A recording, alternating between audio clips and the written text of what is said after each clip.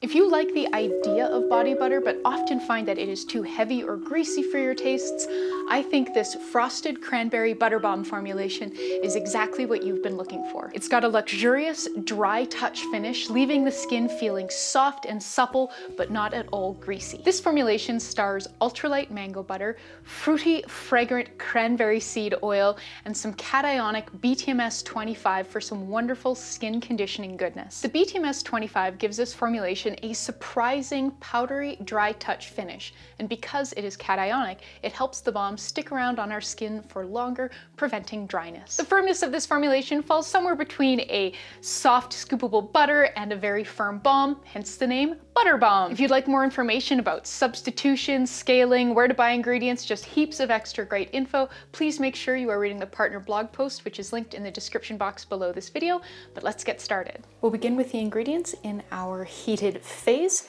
So we'll need 9 grams BTMS 25, 3.6 grams cetyl alcohol, 16.2 grams mango butter, and 15.75 grams cranberry seed oil.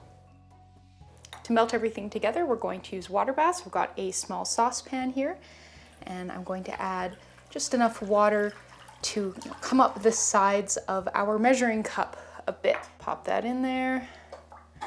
Yep, just about right. So I'm going to go pop this on the stovetop now over medium heat until everything has melted through. When the heated phase is very nearly melted through, you'll want to prepare an ice bath. So take a bowl, add some water, and add some ice, and this will help us cool down our formulation a bit faster.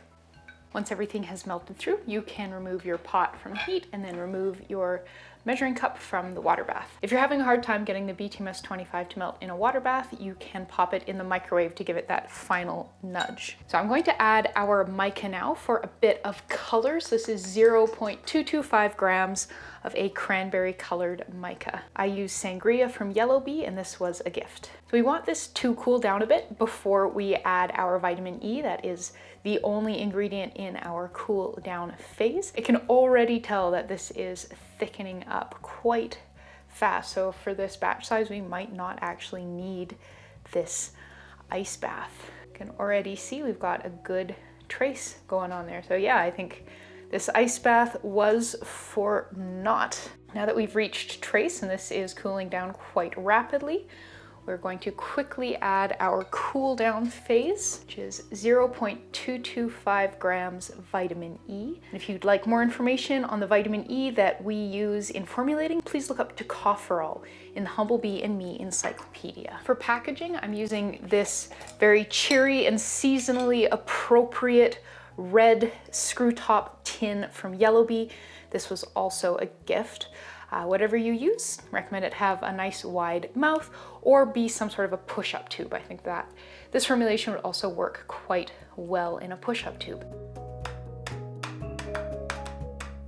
And now I'm going to go carry this quickly and levelly to the freezer and pop it in there to set up. Once the balm has, set up, frozen in the freezer, take it out, let it come to room temperature, and you are done. Let's get a label on this. So here is an older version of the formulation, and here's the one that we just made. You notice this one is a slightly different color, and that is because I didn't bring it to trace before pouring it. I poured it quite promptly and then popped it straight in the freezer, and that thinner viscosity definitely let the mica sort of settle out a bit. So that's why we see some sort of yellowy top bits along with the red bits, whereas the one that we brought to trace is a much more uniform color. So this is a fairly firm product. It's not rock hard. You can kind of press a finger into it if you're quite motivated.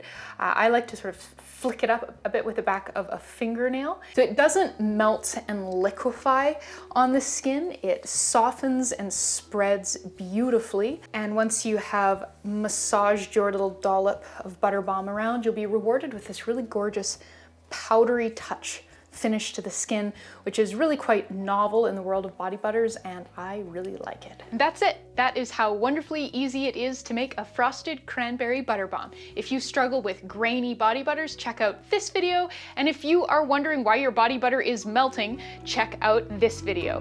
Bye!